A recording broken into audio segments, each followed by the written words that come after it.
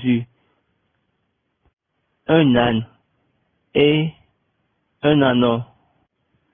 Donc, quand nous regardons dans Matthieu, on va constater que Matthieu a parlé d'une ânesse et d'un âneau. Mais quand on prend Luc, lui a dit,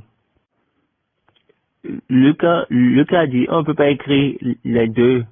Donc, mettons un âne là. Puis, Baba sourit. Mais, celui-ci, Matthieu, ce que Jésus a dit, c'est ça il a relaté. Donc, Jésus a dit, un âne.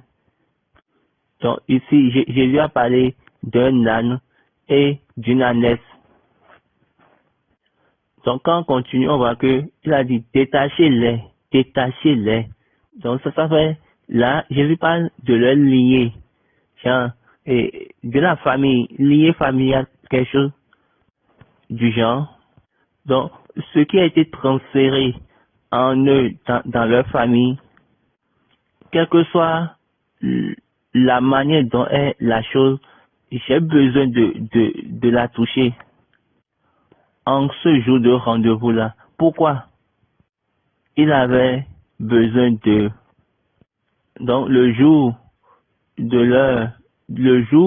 besoin de leur annoncement, vous savez, ce jour-là devient très très important.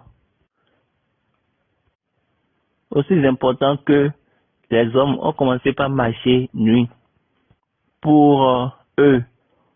Pourquoi? Parce que les hommes ont commencé par enlever leurs vêtements sur eux et par terre pour qu'ils puissent passer dessus. Et Baba dit, homme, au début, l'homme, Adam, à cause de ce péché, il a perdu son vêtement et il s'est vu nu.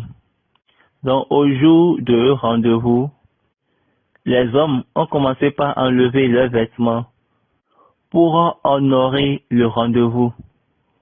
Pour honorer ce jour-là, je vous ai déjà dit, le code du jour est que l'Éternel en a besoin. Ou bien, l'Éternel a besoin d'eux. Donc, ce code relie l'âne et l'ânesse.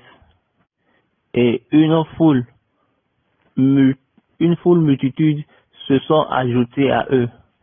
Et ils ont commencé par crier, chanter, béni soit le roi qui vient au nom de l'Éternel.